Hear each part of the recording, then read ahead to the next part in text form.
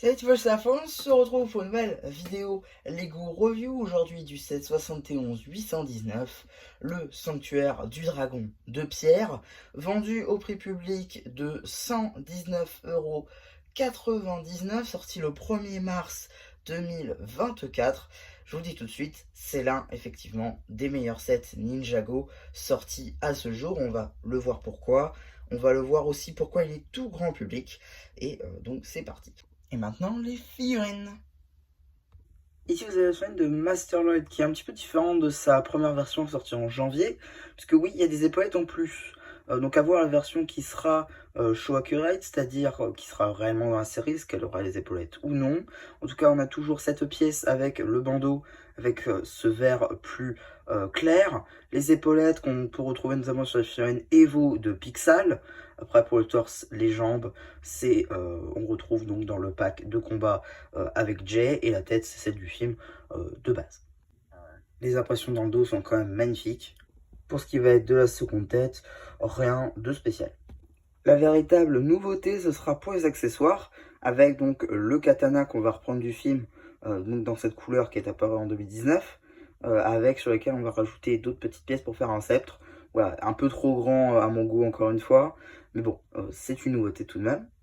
Et nous avons une autre pièce avec cette fois-ci un sticker, où en gros il va y avoir marqué ici en alphabet Ninjago Invite, donc on peut imaginer que c'est une invitation pour potentiellement participer à ce nouveau tournoi qui peut faire énormément penser à la saison 4 pour le coup, et je pense que c'est un peu le but.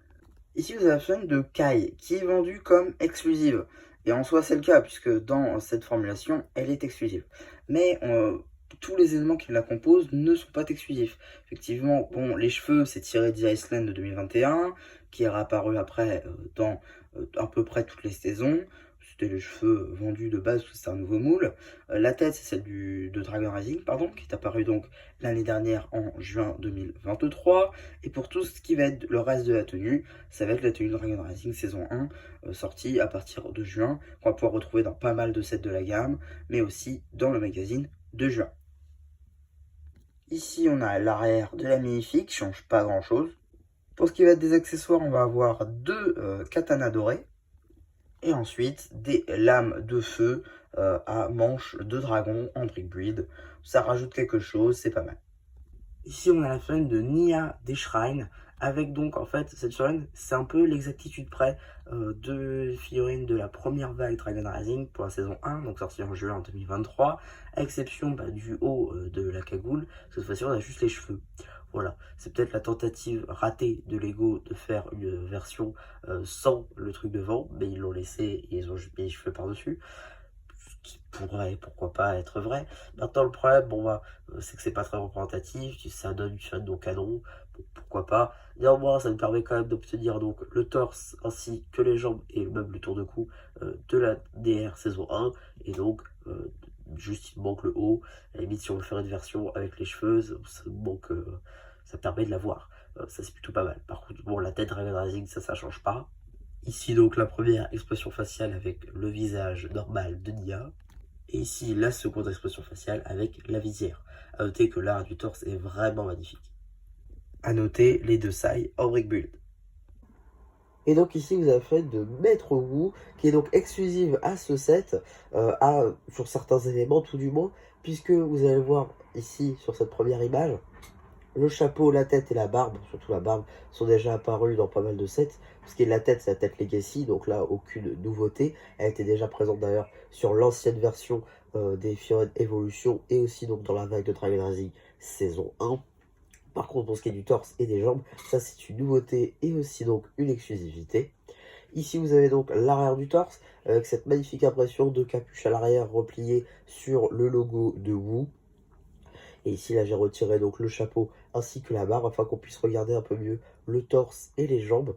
Le torse est magnifiquement topographié pour le coup, hein. Vous savez, avec la petite insigne de dragon sur le côté, qu'on retrouve aussi sur toutes les versions Climber, ainsi que Dragon Rising saison 1 à l'arrière des figues, et nouvellement, du coup, sur les versions tournoi. Et pour ce qui est des jambes, là, donc, la toge redescend sur les jambes avec des petits trucs sur les genoux. Non, franchement, c'est très appréciable. Cette figurine est juste magnifique. Et voilà pour son accessoire en brick build avec des manches de dragon sur les côtés. Voilà. Ici, vous avez la magnifique Fiorette d'Euphrasia et donc elle est exclusive à ce set. Donc des shrines. Donc pour ce qui va être de la composition de cette Fiorette, la capuche sera déjà apparue sur peu de Fiorette. En vrai, hein, c'est pas non plus la pièce la plus facile à obtenir. Néanmoins, la tête, quant à elle, est assez récente, mais quand même est apparue dans pas mal de références, surtout du côté de chez City. Par contre, pour ce qui est du torse et des jambes, là c'est tout nouveau et c'est plutôt magnifique. Même l'arrière du torse n'est pas en reste avec de magnifiques impressions. Et voilà pour la seconde expression faciale. A noter que les cheveux sont fournis dans le set. Néanmoins, je pense qu'en ayant rajouté cette petite pièce de capuche trouvable dans pas mal de sets, notamment Hidden Side avec donc l'avion d'El Fuego, je pense que ça aurait été quand même pas mal, parce qu'on le voit dans la série quand elle retire sa capuche, on voit bien qu'il y a quand même la capuche qui reste, qu'elle n'est pas retirée totalement du modèle de la figue. Donc je pense que ça aurait été un peu mieux de le rajouter. Après, si vous en avez une, je pense que libre à vous de le rajouter si vous voulez mettre les cheveux. En tout cas, personnellement, ce sera quand même plus la capuche. Mais si vous voulez mettre avec les cheveux, la capuche relevée sera quand même un peu mieux et plus réaliste aussi. En termes d'accessoires, un sceptre de vent en brick build. Franchement, très très cool comme accessoire. Et enfin, ici, vous avez la chaîne de Lord Raz. Pour le coup, qu'on a déjà eu, qui était exclusif au set des Gold en janvier, mais qui depuis est réapparu dans pas mal de sets de mars, notamment celui-ci, mais aussi le Shadow Dojo, donc pour le même prix que ce set-ci, avec toutes les versions Climber des ninjas, dont 3 qui est exclusive. Voilà, petit set, là encore très sympathique, mais du coup la chaîne c'est exactement la même. Voilà, ça change pas, il y a juste l'arme qui va changer, on va la voir un petit peu après. Il y a toujours les mêmes détails avec marqué Raz derrière, le moule de la tête qui change pas de sa version de l'année dernière. On reprend le moule des épaulettes des guerriers de pierre de 2012. Pour ce qui va être de l'arme, ce sera une hache cette fois-ci, à contrario des marteaux habituels qu'on peut retrouver dans les autres sets. J'aimerais d'abord signifier qu'on a la présence d'un petit séparateur de briques, même si bon, on s'en fiche un petit peu. Je vais juste rapidement bouger un petit peu la boîte, histoire qu'on puisse avoir uniquement le set. Et on commence avec les petits détails. Donc déjà, il faut le savoir, dès l'étape de la construction, je vais vous montrer là au montage, je vais vous mettre une photo. En gros, sous la pierre, je crois, ou sous l'eau, donc je crois que c'est la pierre, on va avoir la terre de Tyran, tout simplement. Donc encore une référence à Nadakan. Bon, voilà, on le sait, saison 3 ou 4 de Dragon Rising, on aura le retour des Jin, de Jinjago et compagnie. Donc voilà, encore un détail qui nous fait le penser. Mais voilà, c'est plutôt sympa qu'ils le mettent dans les sets. Donc du coup, déjà, on va avoir les premières fonctionnalités qui commencent à se sentir. La plateforme ici peut bouger, à l'aide notamment, je ne suis pas obligé de faire ça comme ceci. Je peux faire ça.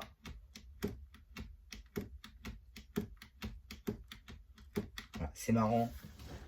Voilà, en gros, ça se fait ici. Une barre technique avec, donc, vous savez, les briques trouées qui permettent donc de faire ceci. Voilà, on a quelques petites fleurs, évidemment roses un petit peu partout, avec le gris clair et le gris foncé. Pour la roche, on va aussi avoir du sand green pour la moisissure, évidemment sur la roche. On va avoir ici la chute qui va descendre de la tête de notre dragon avec des petits détails transparents, des petites roches sur l'eau, des tailles topographiées avec les carp coils, comme je peux peut-être vous le montrer. Juste ici, voilà, vous voyez normalement ici les carp coils. Je vais essayer aussi de vous rapprocher un petit peu, comme ça vous pourrez peut-être mieux voir.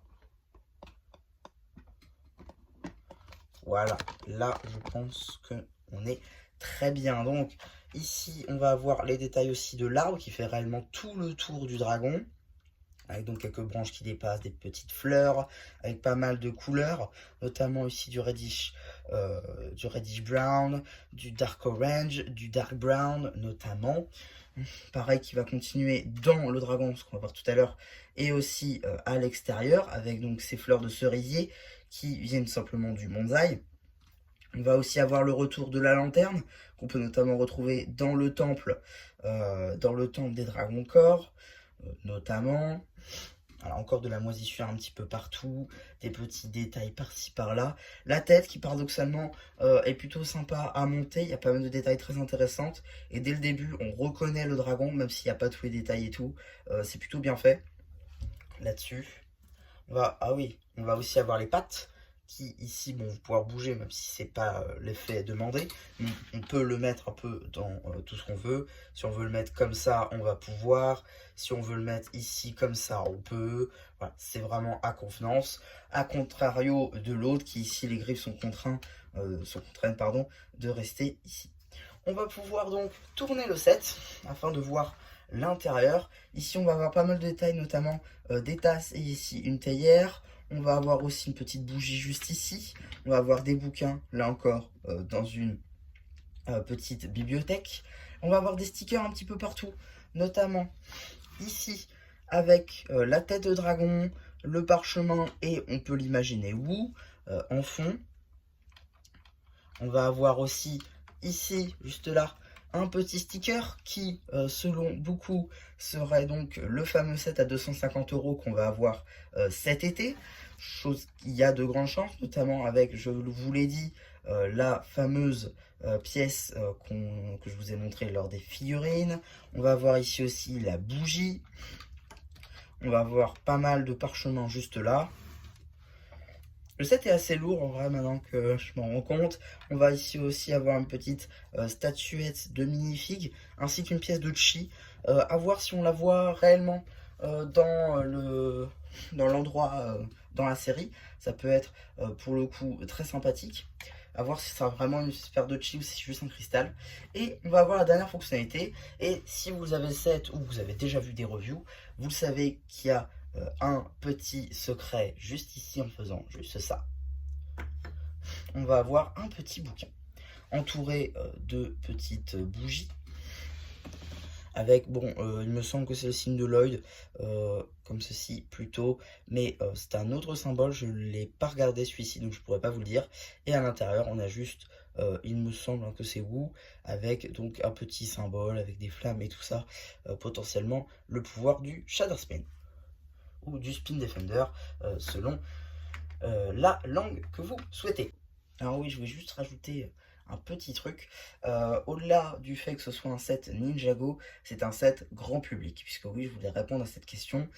C'est vrai que ça fait très japonisant. Comme tous les sets d'ailleurs Nouvel An chinois, il y a pas mal de bonnes constructions, et c'est pas pour rien que Lego l'a offert généreusement à pas mal d'influenceurs, avec notamment une petite plateforme déjà construite sur d'ailleurs une plate 3232 en Earth Blue, exclusive notamment aux phares motorisés.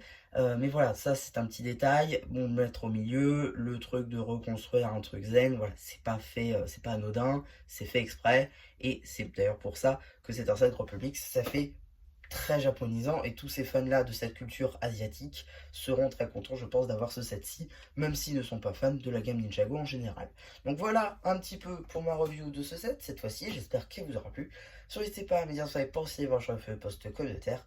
Et voilà, bah du coup, c'est un peu qui vous dit bye bye.